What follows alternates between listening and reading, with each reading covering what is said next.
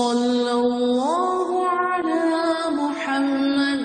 صلی اللہ علیہ وسلم. اللهم صل على محمد النبي الأمي وعلى آله وسلم تسليما. اعوذ باللہ السمیع العلیم من الشیطان الرجیم. بسم اللہ الرحمن الرحیم والصلاة والسلام علی رسولہ الکریم. بخاری شریف باب المساجد، اور آج ذیلی باب ہم پڑھیں گے نوم الرجال فی المسجد. پیچھے ہم نے پڑھا تھا عورت کا مسجد میں سونا، اور یہ باب ہے نوم الرجال فی المسجد، مرد کا مسجد کے اندر سونا. یعنی عورت سو سکتی ہے یا لیٹ سکتی ہے یا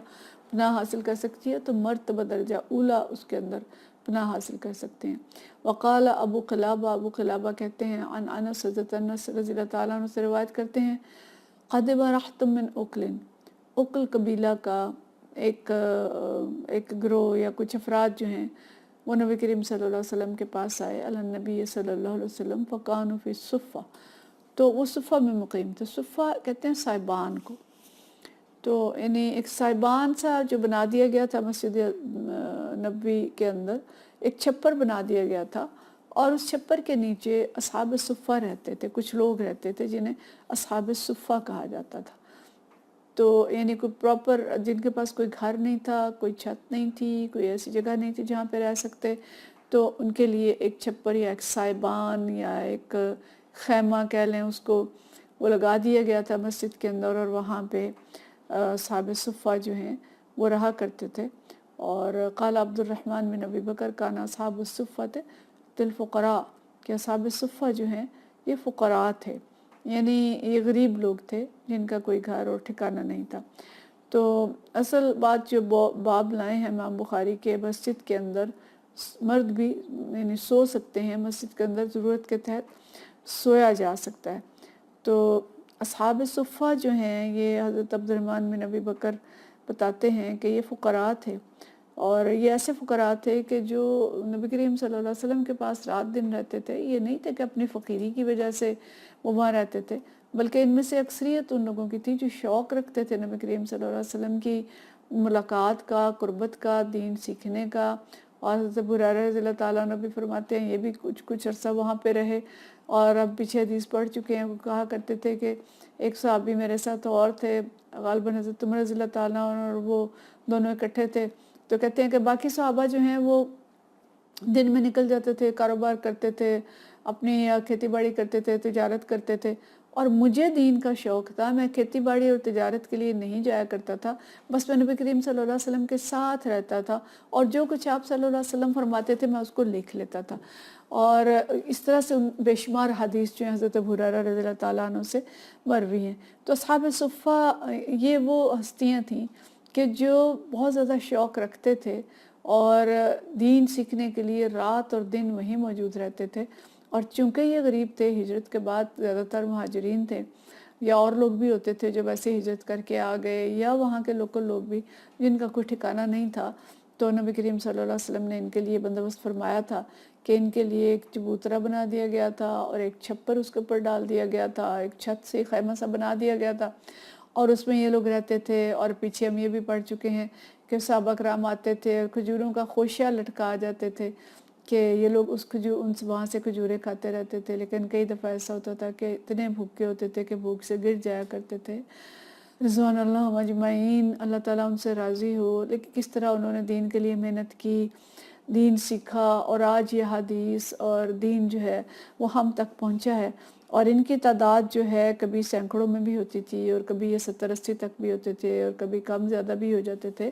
کہ تعداد جو ہے وہ گھٹتی اور بڑھتی رہتی تھی، کہ جس کا کوئی بندوبست ہو گیا اس کو نبی کریم صلی اللہ علیہ وسلم کہیں اور منتقل کر دیتے تھے. اور یہی جہاد پہ بھی جایا کرتے تھے، اور ایک لشکر بھی تھے نبی کریم صلی اللہ علیہ وسلم کا. اور نبی کریم صلی اللہ علیہ وسلم کے لیے جو بھی مطلب کام ہوتا تھا آپ ان سے کام بھی لیا کرتے تھے. تو مطلب یہ ہے کہ یہ وہ لوگ تھے جنہوں نے اپنے آپ کو وقف کیا ہوا تھا، اور اللہ تعالیٰ نبی کریم صلی اللہ علیہ وسلم نے ان کے لیے مسجد کے اندر بندوبست کیا ہوا تھا، اور وہاں ان کو ٹھہرایا ہوا تھا. تو چونکہ اصحاب صفہ مسجد کے اندر رہتے تھے، وہیں سوتے تھے، وہیں کھاتے تھے، وہیں پیتے تھے،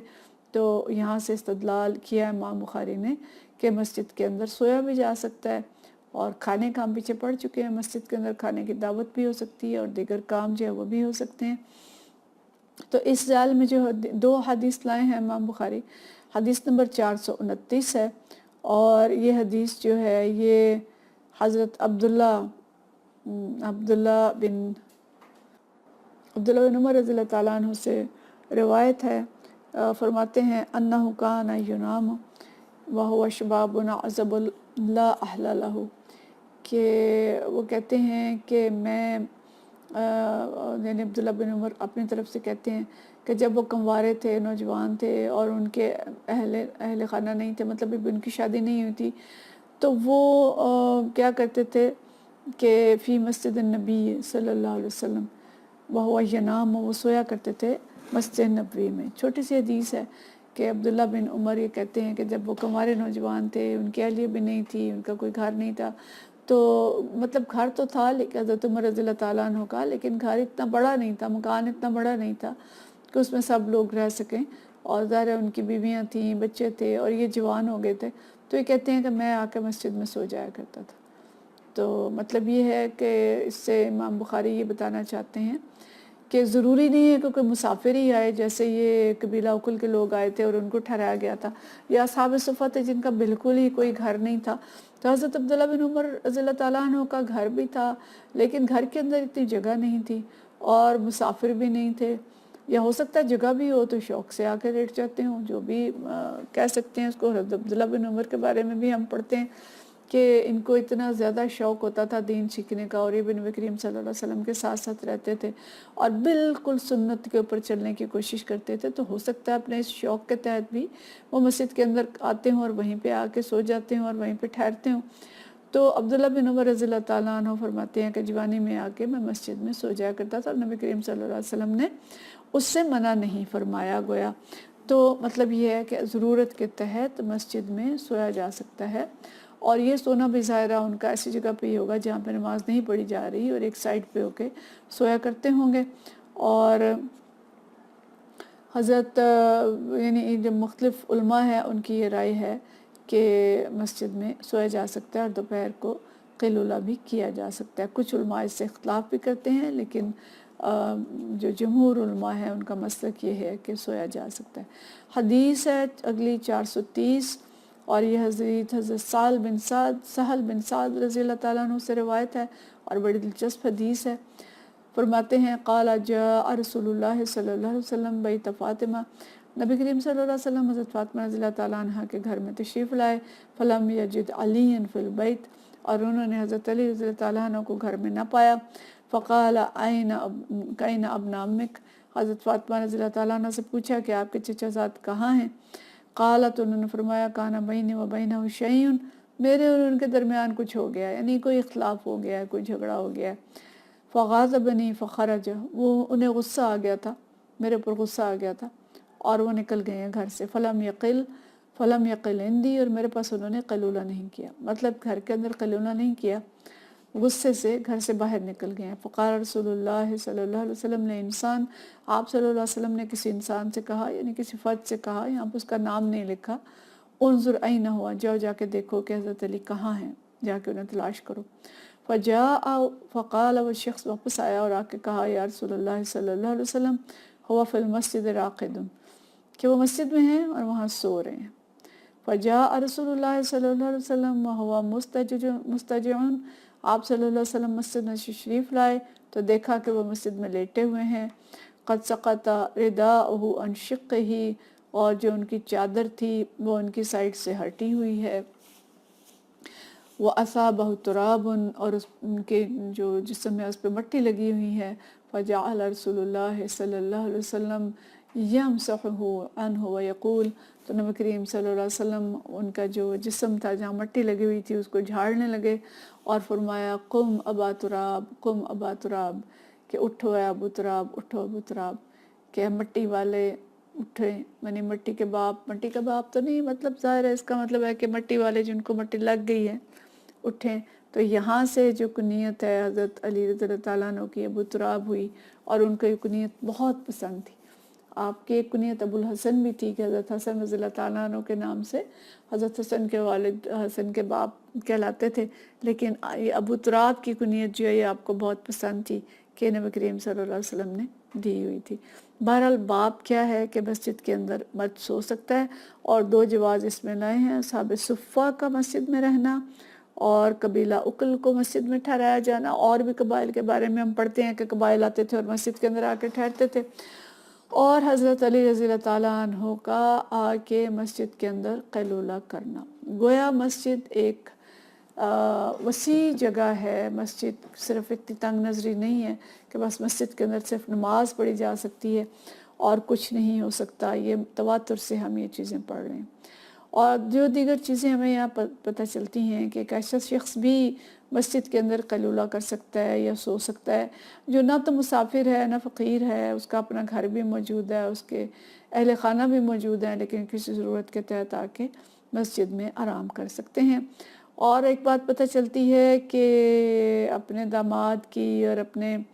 اہل خاندان کی خبر گیری کرتے رہنا چاہیے، اور حتی الوسع اپنے جو داماد ہیں یا یہیں سے ہم لے سکتے ہیں کہ بہو بھی اپنے جو اہل خانہ ہیں ان کی دلجوئی کرنی چاہیے، ان کے لیے کوئی اگر پریشانی ہے تو اس پریشانی کو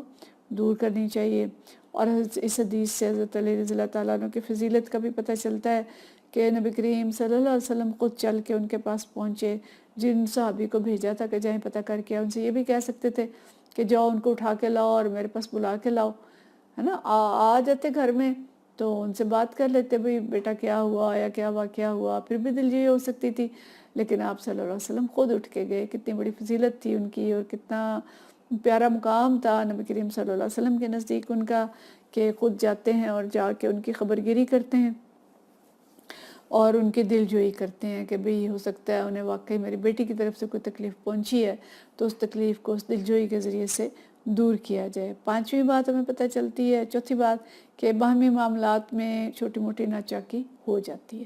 ہم آئیڈیالائز اس طرح نہ کریں کہ جی صحابہ کرام تھے تو ان کے درمیان تو کبھی کوئی لڑائی نہیں ہوئی ہوگی، ان کی تو کبھی اونچ نیچ نہیں ہوئی ہوگی، تو سب انسان تھے، اور انسانوں کے درمیان چھوٹی موٹی لڑائی، چھوٹی موٹی اونچ نیچ گھریلو معاملات میں وہ ہوتی رہتی ہے، لیکن والدین کی ذمہ داری یہ ہے کہ اگر ایسی کوئی ناچاکی ہو گئی ہے تو اس کو اچھے طریقے سے حل کریں۔ اب یہاں پہ یہ بھی ہو سکتا تھا کہ نبی کریم صلی اللہ علیہ وسلم کو خود غصہ آ جاتا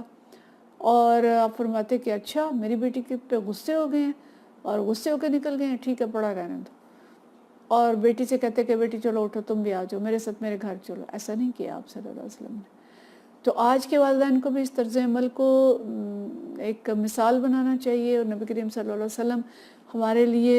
ایک مثال ہیں، ہمارے لیے ان کا اسوہ حسنہ ہی وہ اسوہ حسنہ ہے جس پہ ہم کو چلنا ہے۔ یہی سنت ہے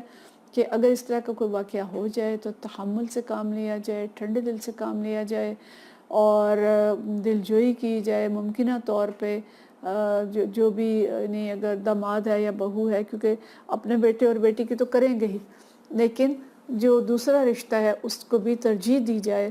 اور وہاں خبر گیری بھی رکھی جائے۔ نبی کریم صلی اللہ علیہ وسلم خبر گیری کرتے رہتے تھے، آتے جاتے رہتے تھے اپنے بیٹی کے گھر۔ تو اگر والدین کا رویہ یہ والا ہو کہ اپنے بچوں کی ناجائز طرفداری کی بجائے وہ اصل معاملہ دیکھیں اور اس میں فریق ثانی جو ہے اس کو بھی اسپیس دیں، اس کو جگہ دیں، اس کی بھی فکر کریں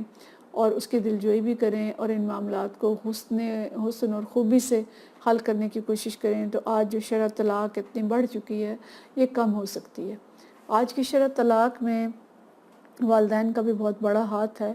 اور والدین چھوٹی چھوٹی بات پہ اپنے بچوں کی بے جا حمایت کرتے ہیں۔ خاص طور پہ بیٹیوں کی حمایت کی جاتی ہے اور انہیں کہا جاتا ہے کہ بس ہم دیکھ لیتے ہیں یہ کیا کر رہے ہیں، اور خلا کی جو کیسز ہیں وہ اتنے زیادہ بڑھ چکے ہیں کہ چھوٹی چھوٹی بات پہ والدین بیٹیوں کو لے کے عدالت میں پہنچ جاتے ہیں اور خلا دائر کر دیا جاتا ہے یا مقدمہ کر دیا جاتا ہے، اور بالآخر اس کا نتیجہ جو ہے وہ طلاق بھی ہوتا ہے۔ اسی طرح بیٹوں کے معاملے بھی ہم دیکھتے ہیں کہ مائیں جو ہیں بیٹوں کی بے جا طرفداری کرتی ہیں، اور بہوؤں کے ساتھ اکثر و بیشتر ظلم کیا جاتا ہے، اور ان کو وہ مقام نہیں دیا جاتا جو کہ ہونا چاہیے، اور چھوٹی چھوٹی بات پہ مائیں بیٹوں کو مجبور کرتی ہیں کہ اس کو طلاق دو، کوئی وجہ نہیں ہے ہمارے پاس، بہت